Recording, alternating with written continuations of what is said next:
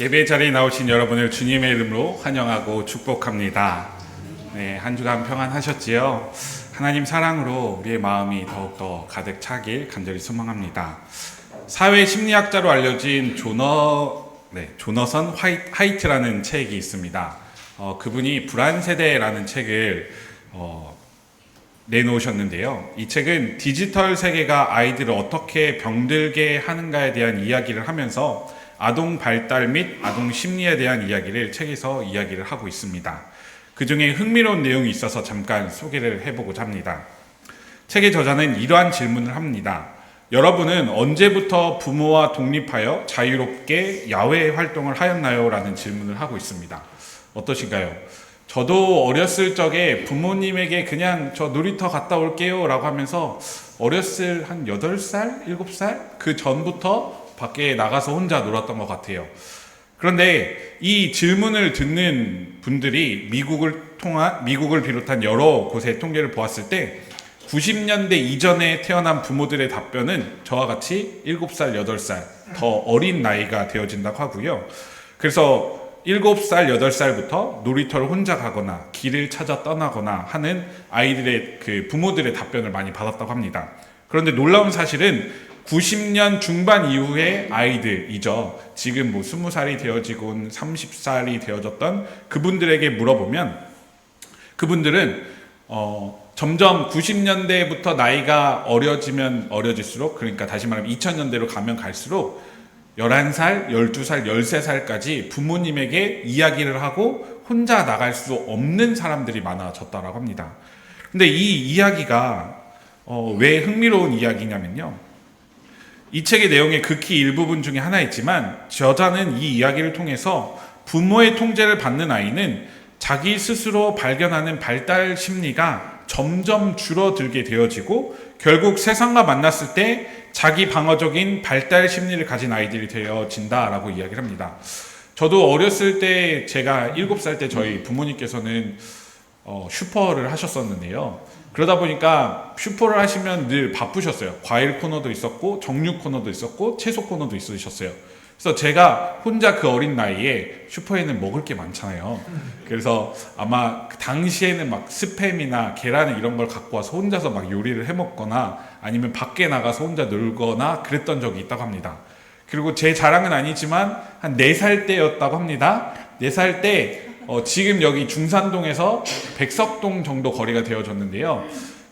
저희 이모부께서 차에서 잠깐 기다리라고 했는데 이모부가 안 나타나자 저와 사촌 동생의 손을 잡고 제가 중산동에서 백석동 정도 되는 거리를 걸어갔었다고 합니다.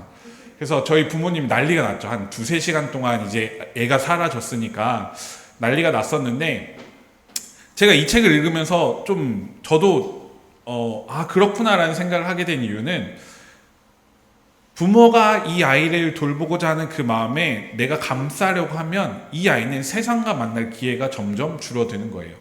그리고 이 학자는 책에서 이야기하면서 놀이의 중요성에 대해서 이야기를 하는데요. 어떤 야외에서 놀이를 하면서 위험한 것을 만나면 만날수록 그것을 대처하는 아이의 능력이 발달하게 되어지고 그로 인해서 그 아이는 사회적으로 그리고 심리적으로 안정감을 느끼면서 이후에 어른이 되어졌을 때 조금 더 적극적인 마음을 갖게 되어진다라고 표현을 합니다. 어떠신가요? 어렸을 적에 정말 많이 밖에서 나가 놀지 않으셨었나요? 근데 지금 저희 큰아이를 보면서 든 생각은 저희 큰아이는 아직 혼자서 놀이터 나간다 그러면 제가 못 나가게 해요. 좀 위험할까봐. 차에 어디 부딪힐까봐 라는 생각이 있는데 이 책을 읽으면서 저희 아이들 좀 내보내야 되나 이런 생각을 해보게 되었습니다. 제가 이렇게 불안세대 책의 이야기를 말씀드리는 이유는요. 이 책에 있는 내용을 부모와 자녀의 관계성 속에서 우리 그리스도인들에게 한번 대입해보고자 해서 이러한 얘기를 갖고 왔습니다. 우리도 우리의 아빠, 아버지 되시는 하나님의 보호 속에서 기독교인으로 성장하고 있습니다. 하나님께서는 우리를 선택하시고 우리를 불러주셔서 우리로 그리스도를 통한 믿음을 갖는 은혜를 부어주셨습니다. 그리고 우리를 가족으로 받아주셨습니다. 하나님의 가족이 된 우리는 가족이 되기 이전의 모습을 가진 채 살아가고 있고 그리고 그 가족이 되기 이전의 모습, 그러니까 그리스도인이 되기 이전의 모습을 가진 채 그리스도인이라는 그 가족의 일원으로 살아가고자 노력을 하며 살아가고 있습니다. 때로는 하나님의 가족이 되기 이전의 모습, 어떤 그리스도인이 되기 이전의 모습이 그리스도인이 된 이후의 모습으로 나타나기도 하고, 때로는 제가 그리스도인이 되었으니 하나님만 의지하겠습니다 라고 하면서 살아갈 때도 있어요. 그럼에도 우리는 가족으로서의 역할을 제대로 하지 못한 채 하나님과 하루하루를 살아가고 있지 않은가 생각해 볼 필요가 있습니다. 그리스도인으로 살면서 그리스도인이 되기 이전의 모습을 가진 채, 그리고 새로운 잘못을 할 때에도 하나님의 부르심에 의해 하나님께로 돌아오는 삶을 살아가야 한다고 할 때, 우리는 이런 모습들 가운데서 하나님이 나를 이렇게 더 돌봐주셨으면 하나님을 더 믿고 하나님을 더욱더 따를 수 있지 않을까라는 생각을 해볼 수 있는 것입니다. 그래서 우리는 그때마다 우리는 하나님의 보호하심이 있어야 돼 라고 보호하심을 요청하면서 하나님이 우리와 함께하길 소망하며 기도했던 적이 참으로 많이 있는 것 같습니다. 하나님의 보호하심이 있어야 우리가 하나님께로 돌아오고 우리가 하나님의 은혜와 사랑을 경험해야 한다고 우리는 생각하며 살아가고 있습니다. 하지만 앞서 말씀드린 불안 세대의 내용처럼 부모가 자유로운 생각을 막으면 막을수록 그 아이들이 방어적인 스탠스를 가지고 방어적 심리 상태가 되어지는 것처럼 이 이야기를 그리스도인들에게 적용한다면 하나님께서는 단호하게 이렇게 하시는 것 같아요. 내가 너를 이렇게 보호하면 보호할수록 너는 그냥 온실 속의 화초야 라고 말씀하시면서 우리에게 어떤 독립적인 활동을 하게 만드신 것 같아요. 하나님께서 성경이라는 것을 제시해 주시면서 그 성경 안에서 너희는 자유함을 누릴 수 있어야 돼. 그래야지만 너희가 독립적으로 더욱더 마음의 안정을 갖고 그리고 정서적으로 심리적으로 발달을 할 수 있을 것이야 라고 이야기를 하며 우리에게 말씀해 주고 계신 것입니다. 다시 말씀드리면 어린 자녀들도 부모가 자신을 돌봐주길 원하지만 사회 심리학적으로는 부모에게서 독립적이지 않으면 결국 자녀들은 튼튼한 사회 심리적 모습을 갖추지 못하는 사람이 되어지는 것처럼 우리 그리스도인들도 하나님께서 우리를 돌봐주시길 원하지만 하나님께서는 이 모든 사실을 알고 계시기 때문에 우리에게 독립적인 모습으로 하나님을 믿고 따르길 소망하고 있다는 것을 우리는 깨달아야 한다는 것입니다. 하나님께서는 이러한 것들을 바로 성경을 통해 우리에게 말씀하고 계심을 알 수 있습니다. 수동적인 믿음이 아니라 능동적으로 하나님을 믿고 따르길 원하고 계신 것입니다. 예를 들어서 우리는 성경에서 이러이러한 진리가 있어 라고 하는 것은 모두가 알고 있어요. 하지만 이러이러한 것들을 우리가 수동적으로 해야 한다고 한다면 우리는 결코 능동적으로 하나님을 내 스스로 믿지 못하고 하나님과 함께 살아가지 못한다는 것을 우리는 발견해야 하는 것입니다. 자유방임이라고 불리울 수 있지만 하나님께서는 그 속에서 우리를 눈동자같이 바라보고 계시고 우리와 함께 하고 계신다는 것을 우리는 성경 말씀을 통해 알고 있습니다. 오늘 읽은 히브리서 본문 9장의 내용을 살펴보면 하나님께서 우리에게 이러한 말씀을 하고 계세요. 제가 한번 읽어보겠습니다. 그러므로 하늘에 있는 것들의 모형물은 이런 여러 의식으로 깨끗해져야 할 필요가 있지만 하늘에 있는 것들은 이보다 나은 희생 제물로 깨끗해져야 합니다. 그리스도께서는 참 성소의 모형에 지나지 않는 손으로 만든 성소에 들어가신 것이 아니라 바로 하늘 성소 그 자체에 들어가셨습니다. 이제 그는 우리를 위하여 하나님 앞에 나타나셨습니다. 대제사장은 해마다 짐승의 피를 가지고 성소에 들어가지만 그리스도께서는 그 몸을 여러 번 바치실 필요가 없습니다. 그리스도께서 그 몸을 여러 번 바치셔야 하였다면 그는 창세 이래로 여러 번 고난을 받아야 하셨을 것입니다. 그러나 이제 그는 자기를 희생 제물로 드려서 죄를 없이 하시기 위하여 시대의 종말에 단 한 번 나타나셨습니다. 사람이 한 번 죽는 것은 정해진 일이요 그 뒤에는 심판이 있습니다. 이와 같이 그리스도께서도 많은 사람의 죄를 짊어지시려고 단 한 번 자기 몸을 제물로 바치셨고 두 번째로는 죄와는 상관없이 자기를 기다리고 있는 사람들에게 나타나셔서 구원하실 것입니다. 아멘. 하나님께서는 그리스도로 하여금 우리의 모든 죄를 지게 하셔서 단 한 번의 자신의 몸을 제물로 바쳐서 우리를 구원하셨다라고 히브리서 기자를 통해서 우리에게 말씀하고 있습니다. 그리고 그 구원의 기쁨을 우리에게 알려주셨습니다. 2000년이 지난 우리에게 말이죠. 그리스도가 왜 너희를 위하여 죽으셨는지, 십자가에 죽으신 그리스도가 왜 부활하셨는지에 대하여 성경을 통하여 우리에게 세세하게 하나하나 알려주고 계신 것입니다. 그리고 그 부활의 기쁨과 구원의 기쁨을 너희 마음속에 품어야 한다라고 이야기를 하십니다. 성경을 통하여서 하나님께서는 우리가 해야 할 일, 우리가 기억해야 할 일들을 세세하게 전달하고 계십니다. 그리고 자세히 알려주십니다. 성경에 있는 이야기가 우리가 그리스도인으로 살아갈 삶의 표본이고 우리의 삶의 이유가 되어야 한다고 이야기하시면서 하나님께서는 하나님의 지혜와 지식을 우리에게 알려주고 계신 것입니다. 그런데 이러한 이야기는 오늘날 우리가 너무나 잘 알고 있지만 어떻게 이 이야기를 받아들여야 될까? 당연히 구원의 기쁨을 알고 있고 예수 그리스도께서 십자가에 못 박히신 사실을 우리가 알고 있는데 그것이 그럼 우리에게 어떻게 적용되어야 하는가에 대한 이야기를 저는 오늘 룻기를 통해서 한번 살펴보고자 합니다. 룻은요, 3장에서 룻기 3장에 이렇게 표현하죠. 시어머니 나오미가 룻에게 말하였답니다. 시어머니라는 특수한 상황이죠. 얘야, 내가 행복하게 살 만한 안락한 가정을 내가 찾아보아야 하겠다. 생각하여 보렴. 우리 친족 가운데 보아스라는 사람이 있지 아니하냐? 내가 요즘 그 집 여자들과 함께 일하고 있다. 잘 들어보아라. 오늘 밤에 그가 타작마당에서 보리를 까부를 것이다. 너는 목욕을 하고 향수를 바르고 고운 옷으로 몸을 단장하고서 타작마당으로 내려가거라. 그 사람이 먹고 마시기를 마칠 때까지 너는 그가 눈치채지 못하도록 조심하여야 한다. 그가 잠자리에 들 때 너는 그가 눕는 자리를 잘 보아주었다가 다가가서 그의 발치를 들치고 누워라. 그러면 그가 너의 할 일을 알려줄 것이다. 룻이 시어머니에게 대답하였다. 어머님께서 일러주신 대로 다 하겠습니다. 라고 되어져 있어요. 아주 특수한 상황입니다. 우리가 룻기에 등장하는 룻의 이야기는요, 룻은 자신의 남편을 먼저 보내고 나서 시어머니와 함께 생활하는 여인이었어요. 그리고 오늘 본문의 룻은 시어머니의 명령에 따라 모두 일러준 대로 행한다라는 대답을 명확하게 하고 있습니다. 근데 여기서 우리는 이상한 점을 발견해야 돼요. 왜 시어머니는 이러한 이야기를 하였을까라는 사실을 우리가 생각해 볼 필요가 있습니다. 시어머니 나오미는 자신의 아들 부인이었던 며느리 룻에게 특별한 주문을 하고 있는 것입니다. 그것은 자신의 친족인 보아스에게 들어가라 라고 이야기를 하는 것입니다.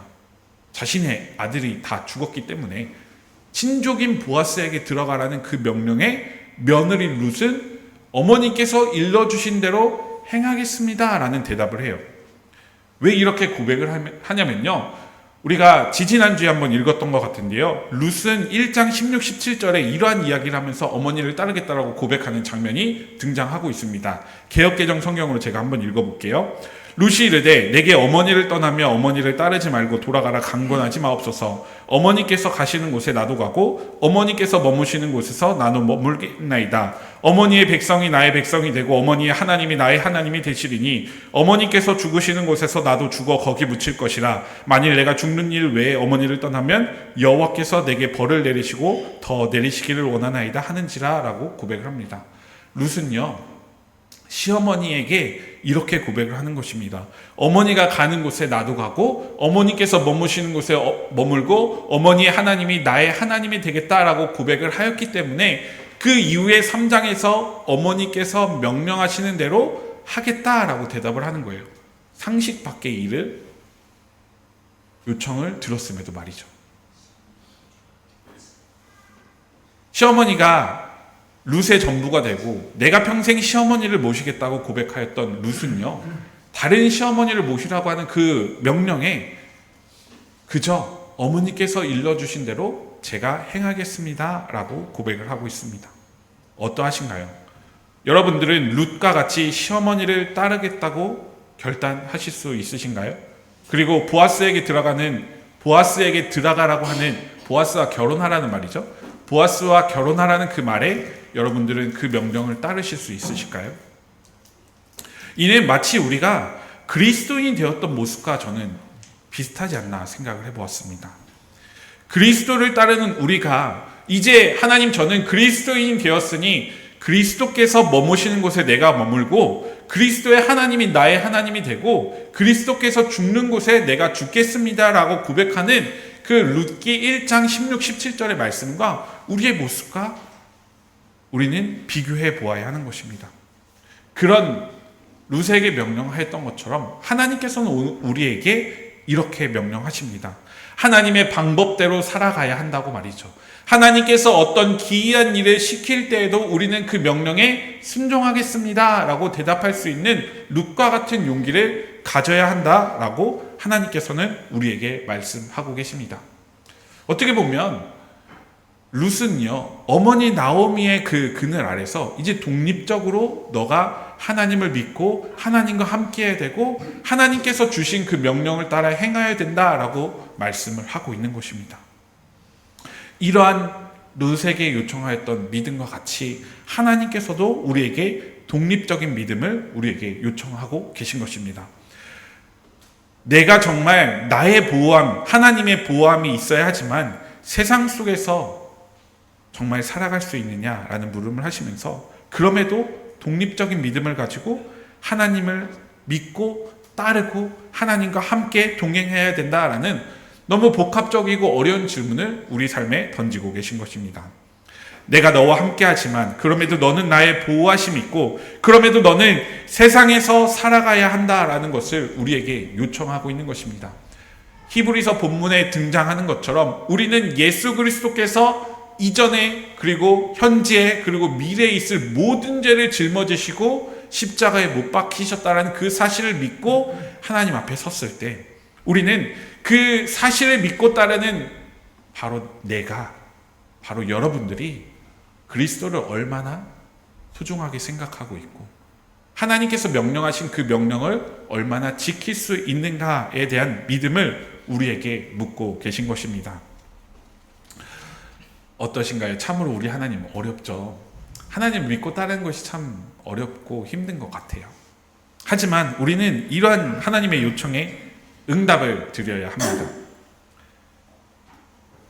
너는 하나님께서 이렇게 물어보십니다. 독립적인 믿음으로 살아가면서 너의 삶을 나에게 얼마나 드릴 수 있어? 라고 물어보실 것입니다.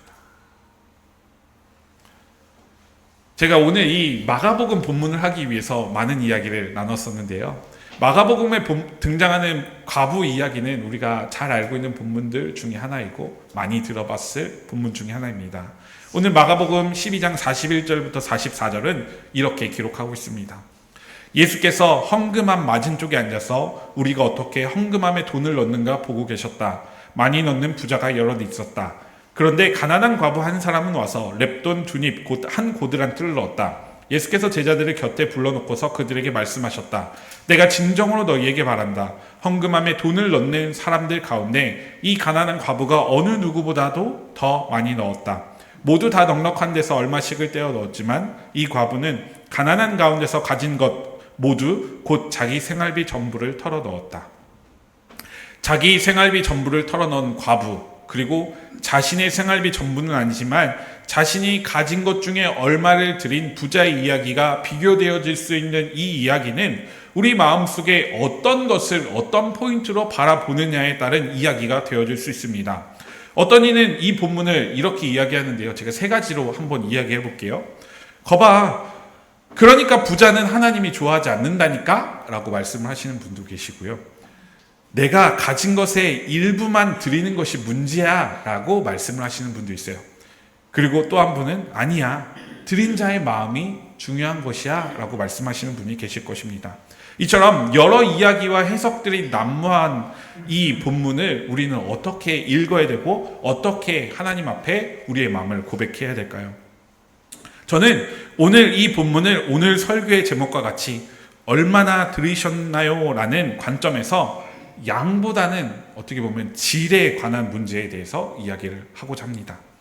먼저 앞서 세 부류의 사람들에 대해서 이야기를 말씀드렸잖아요. 첫 번째는 하나님은 부자를 좋아하시지 않는다고 하는 이야기부터 한번 살펴보고자 합니다. 하나님께서 과연 부자를 좋아하시지 않을까요? 어떠세요? 저는 하나님께서 부자를 좋아하시지 않는다고 한다면 우리는 결코 어떤 물질적인 축복을 받은 사람이 이 땅에 존재하지 않을 거라고 생각을 합니다. 그 역시도 어떤 잘 살아가고 있는 그 부자 역시도 하나님께서 축복하셨기 때문에 어떤 방법으로 어떤 계획이 있으셨고 어떤 이유가 있으셨겠죠. 그를 통해 하나님의 향기를 바라게 하셨겠죠. 그러니까 하나님께서 그 삶에 특별하게 어떤 분은 물질적인 축복, 어떤 분은 또 다른 것의 삶의 축복으로 우리의 삶에 하나님은 축복을 내려주고 계세요. 그렇기 때문에 저는 결코 하나님이 부자를 좋아하시지 않는다라고 하는 이 말은 동의할 수 없습니다. 하나님께서는요, 삶이 윤택해지게 하는 모든 것들을 하나님께서 우리에게 축복을 내려주고 계시고 그를 통해 우리의 삶을 하나님과 함께 동행하게 만들어 주시기 때문이죠. 그렇기에 첫 번째 이야기는 잘못된 이야기가 맞습니다. 두 번째 부류의 사람들은 어떠한가요? 내가 가진 것의 일부만 드린 것이 문제라고 하는 사람들의 말에 대해서 하나님께서는 분명하게 이렇게 표현하고 계십니다. 말라기 3장 10절입니다. 너무나 우리가 익히 들어봤고 헌금을 강조하는 많은 교회에서 이런 많은 이야기를 하고 있죠. 개역개정으로 읽어드릴게요. 만군의 여호와가 이르노라 너희의 온전한 11조를 창고에 들여 나의 집에 양식이 있게 하고 그것으로 나를 시험하여 내가 하늘 문을 열고 너에게 복을 쌓을 곳이 없도록 붙지 아니하나 보라 라고 되어져 있어요. 하나님께서는요 일부를 말씀하시는데 그 일부 중에 온전한 11조를 말씀하세요. 10분의 2를 강조하시는 분들도 있지만 저는 키포인트를 온전한으로 놓고 싶습니다. 온전하다는 것은 무엇일까요? 하나님께서는요 일부를 드리는 것에 아무런 문제 없다라고 표현을 하고 계세요. 다만 온전한지 안 한지를 살펴보고 계신 것입니다. 제가 예전에 한번 말씀드렸던 적이 있던 것 같은데요. 제가 정말 친하게 지내는 친구가 있었어요. 대학교 때 알바를 하고 싶어서 2달 동안 알바를 하게 되었는데요. 저희가 어렸을 적에 저와 같이 교회에서 컸기 때문에 그 친구도 지금 목사님을 하고 계신데요.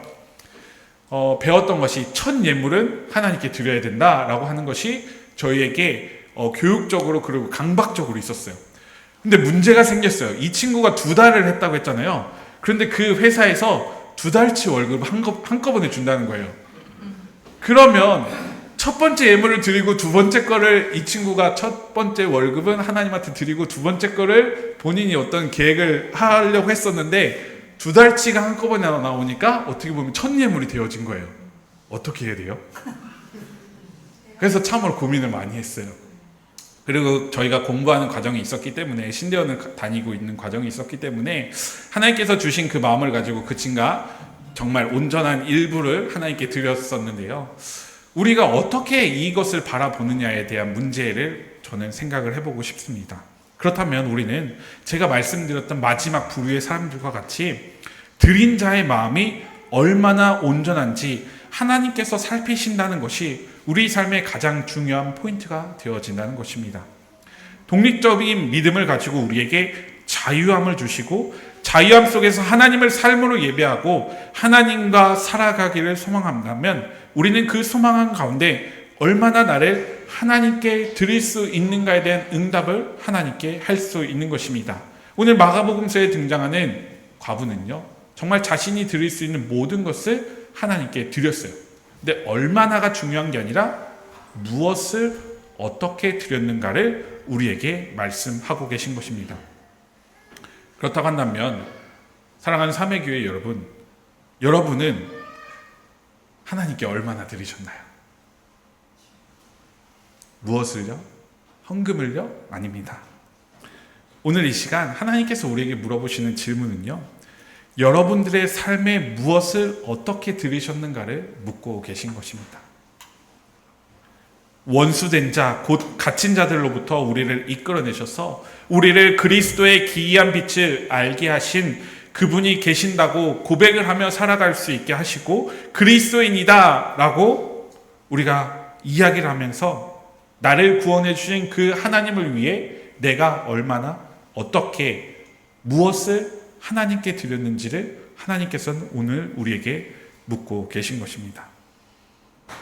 나의 삶이 나의 것이니 내가 가진 것의 극히 일부만 온전히 삶으로 드리면 하나님께서 그 은혜와 사랑에 대한 비용을 우리에게 내려주실 것이야, 축복으로 주실 것이야 라고 하는 것이 과연 하나님의 마음인지 나의 마음인지 살펴볼 필요가 있는 것입니다. 하나님께서는 이루 말할 수 없는 은혜로 이전에 지었던 죄를, 그리고 지금 이 순간도 우리가 짓고 있는 죄를, 그리고 우리가 앞으로 지을 모든 죄를 단 한 번, 히브리서에 등장하는 것처럼 단 한 번 십자가에 매달리셔서 우리의 모든 죄를 사하여 주셨습니다. 십자가의 보혈로 씻어 주셨습니다. 예수 그리스도의 생명으로 씻어 주셨는데, 우리는 그 삶의 일부만을 온전함이 없는 채로 하나님께 드렸다고 하며 하나님께 나의 삶을 드렸다고 고백을 하고 있는지 우리 스스로 점검해 볼 필요가 있는 것입니다. 하나님께 나의 삶을 드린다는 것은 자유함 속에서 하나님을 온전히 섬기길 소망하는 것이고, 자유함 속에서 온전히 하나님과 함께 한다는 것입니다. 온전함 속에서 우리가 드리는 삶의 모습이 내가 가진 재물이 되어질 수도, 내가 가진 능력이 되어질 수도, 그리고 내가 가진 시간이 되어질 수도 있습니다. 하지만 하나님께서 우리에게 딱 어떤 것이라고 콕 집어서 말씀하시는 것이 아니라 독립적인 믿음을 우리에게 주셨다고 했잖아요. 우리가 온전히 어떻게 하나님께 드릴 수 있는가에 대한 물음을 우리에게 선택하라고 말씀하고 계신 것입니다. 사랑하는 삼회교회 여러분, 다시 한번 여쭤보도록 하겠습니다. 여러분들 하나님께 얼마나 드리실 수 있으신가요? 어떠한 것을 드리시기를 원하시나요? 우리의 삶에 얼마를 드리는 것과 우리 삶에 무엇을 어떻게 드리는 것을 깊이 고민하며 하나님의 보호하심 속에 살아가는 주님의 사람들 되시길 간절히 소망합니다. 너 하나님께 얼마 드렸어? 라는 것이 지금 살아가는 그리스도인들에게 중요한 목표가 되어지지 않기를 소망합니다. 저는 얼마를 드렸어? 라는 말보다 무엇을 어떻게 드렸어? 라는 삶이 우리 마음속에 가득하기를 소망합니다. 왜냐하면 어린아이들이 자신이 가진 것을 부모에게 전달해 줄 때 부모는 전달받은 그것을 바라보면서 이 아이가 어떠한 마음을 가지고 나에게 주었는가를 생각해 봅니다. 어떤 양을 보는 것이 아니라 그 아이의 마음과 그 아이의 질, 그 아이의 어떤 표현을 바라보는 것이죠. 이처럼 만물의 주관자이시고 통치자이신 하나님께서도 우리 삶에 얼마를 드린 것이 중요한 것이 아니라 우리 삶에 무엇을 어떻게 드리게 되었는가를 우리 스스로 생각하게 하시고 우리의 마음을 바라보고 계신 줄 믿습니다. 이 시간 그것을 기억하며 한 주간을 사는 주님의 사람들 되시길 소망합니다. 하나님께서 우리에게 주신 말씀을 기억하며 다 함께 묵상 기도 드리겠습니다.